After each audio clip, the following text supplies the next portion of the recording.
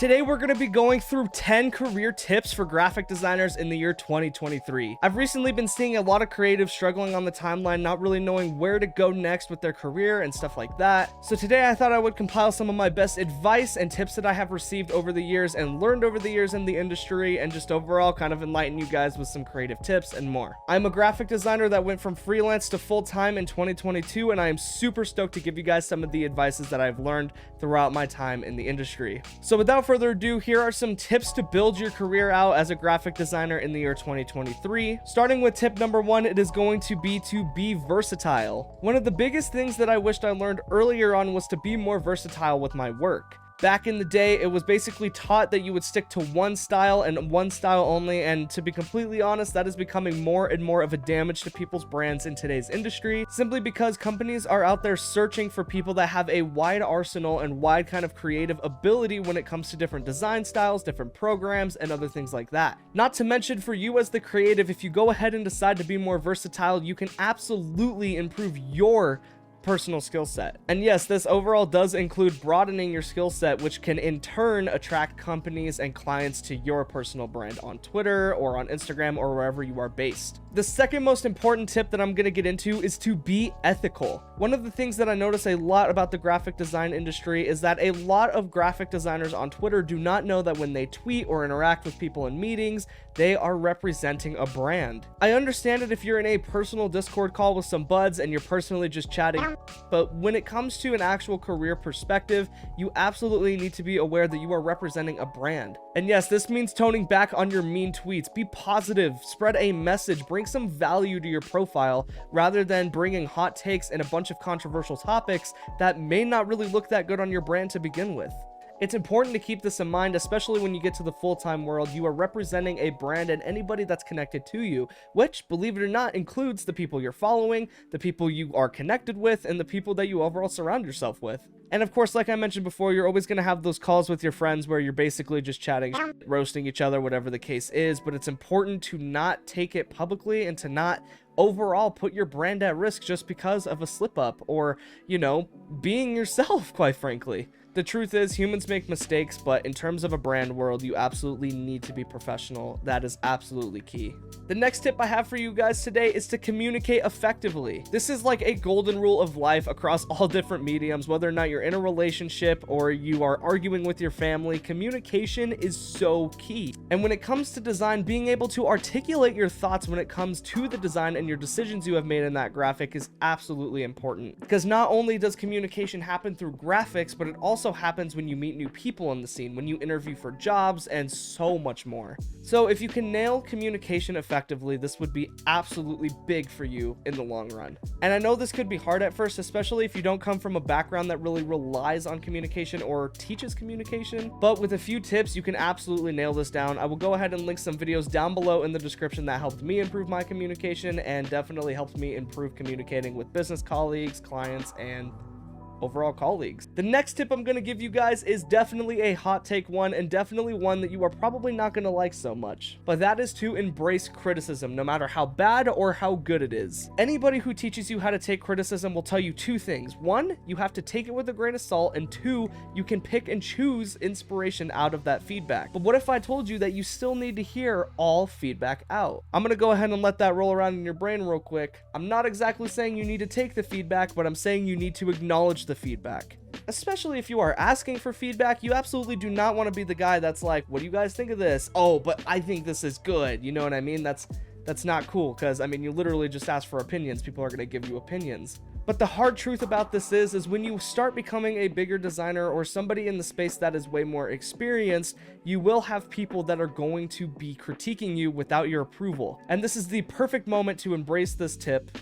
No pun intended, but to embrace criticism and what people are telling you in terms of feedback. Yes, you don't have to take all pieces of advice, but if somebody is seeing something that you're not and they point it out to you and you go, wait a minute, that's a good idea, then they've done their job, and you absolutely shouldn't miss out on any opportunity like that. Next up on the list is going to be by far one of the most important tips you can take when overall grinding a graphic design career, and that is to just use your time wisely. There's going to be moments where your friends hop on the game and you absolutely just want to game with them, but the better choice would be to make art and to grow your network instead. Managing your time wisely is absolutely important, and it's absolutely crucial to productivity and growth in terms of a graphic design career. Just so you can have an idea on how impactful time management actually is in the graphic design world, a lot of graphic designers gravitate towards a program called Notion. And let me tell you, as soon as I switched to this, my life changed. I even have a whole section of content that is literally set to release in any given month. It helps me organize my freelance orders when I was a freelancer, and it helps me keep track of my tasks for full-time work, and so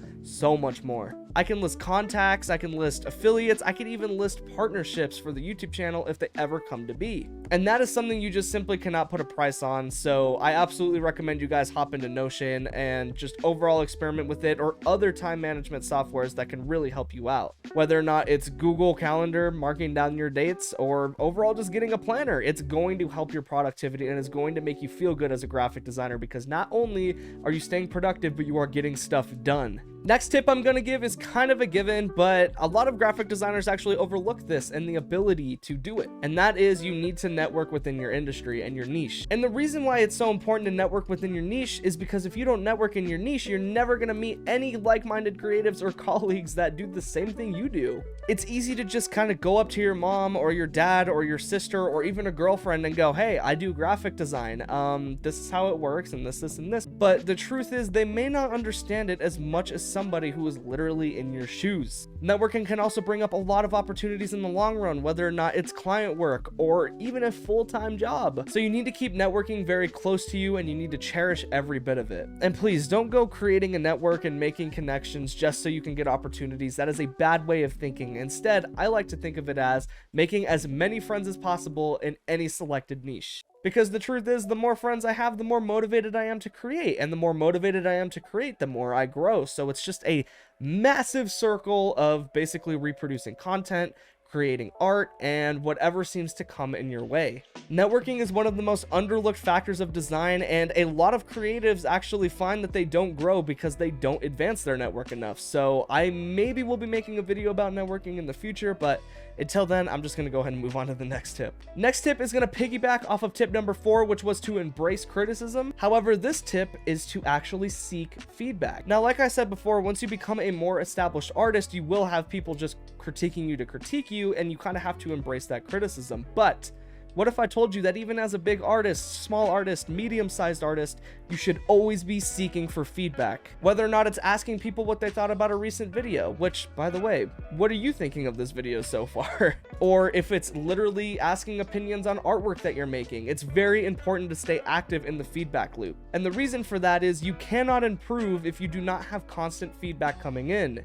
That's why when I say embrace criticism, it's almost an endless cycle of criticism, and it's absolutely perfect for changing things that you may not want or overall advancing your graphic design skills. But when I say seeking feedback, I'm not just talking about cold DMing people asking, what do you guys think of my art?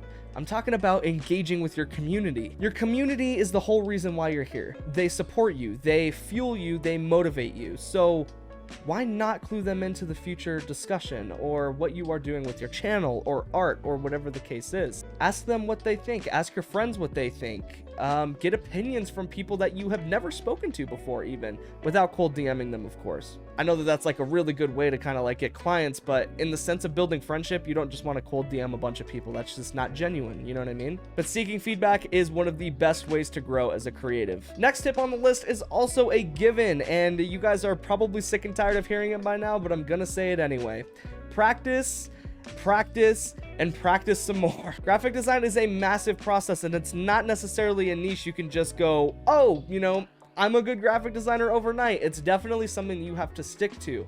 I know this may come across as a surprise to you guys, but believe it or not, I have actually been practicing and honing my skills for 6+ years in order to get to the position that I am in. And believe it or not, I am just getting started. It kind of blows my mind that 6 years have already passed. I'm getting old, oh my god. But practice makes perfect. I know that you've heard this 1,000 times, but it's genuinely the truth when it comes to graphic design. You're never going to improve, you're never going to advance if you do not just sit down and practice. Dedicate your life to this, and I promise you guys are going to see results, just as you would see results for anything, being a doctor, being a nurse, whatever the case is.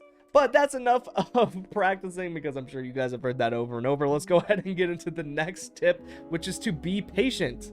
I know you guys are probably thinking, this guy just said to practice, but he's also saying to be patient. What is this? What does he even mean right now? What I mean is, graphic design is a process, like I mentioned in the previous tip.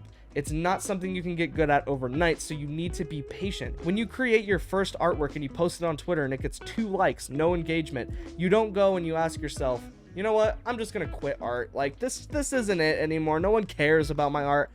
Wrong. You just haven't networked, you haven't put the time in, and you need to put the time in. So when I say be patient, I'm talking about do not expect instant result. Let me go ahead and use the gym as an analogy. You go into the gym and you go ahead and you pump a bunch of iron, you do bench presses, your muscles are sore and you're absolutely dying. You go home and you take a rest night and you wake up the next day and you see no biceps. You're not even ripped. You still are the exact same weight you were the previous day, even with the cardio and the pumping the weights. Does this mean you give up? No. It means that you need to stay consistent and you need to continue until you see results. And graphic design is the exact same way, just as any occupation is. It's important to understand that overnight success is very rare in this industry, and you really need to do your best to just stay consistent. Even if you aren't getting any likes, nobody's not noticing anything you're doing, everything is a learning opportunity. And last but not least, my final tip that has helped me in my graphic design career and a lot of other creatives is to be resilient. As a creative, you need to learn how to bounce back from your failures and how to learn off of them. I recently had a conversation with a friend that basically confessed that he let his dreams go because he was too scared of being a failure. And to that I say, every successful person on planet Earth has been a failure to get to where they are. Even I've been a failure. I've had videos on my channel flop. I've had designs get 2 likes. I've had people call my work bad, trashy, garbage. But it's just what you kind of get when you sign up for a grind this hefty. But back to the main point, being resilient, embracing your failures and learning from them. If you fail, the appropriate response is to go, you know what? I'm not gonna do that again. Or, maybe I tried this instead. It's never a give up moment. If you give up, you're never gonna accomplish your graphic design dreams, and you might as well just throw that idea out the window. You need to be resilient, you need to be confident, and you need to get on the horse regardless of how bad of an artist you think you are, and you need to keep moving forward. If you do not keep moving forward, you are gonna hit a creative block, and you are gonna start resenting this industry, resenting this occupation. And that is something that we do not want, because you absolutely love graphic design now. But without further ado, those are 10 tips that have helped me a lot in my career and basically other graphic designers in their careers. But I'm also curious, would you guys want to see more videos like this in the future, this top 10 kind of infographic style? If so, let me know down below in the comment section. And if you want to go ahead and watch my absolute weird experience with Creative Block and using ChatGPT to help me out of that, the video can be found right there. But without further ado, guys, this has been Frostify, and I will see you guys next Friday with a brand new video. Enjoy the ChatGPT. Peace.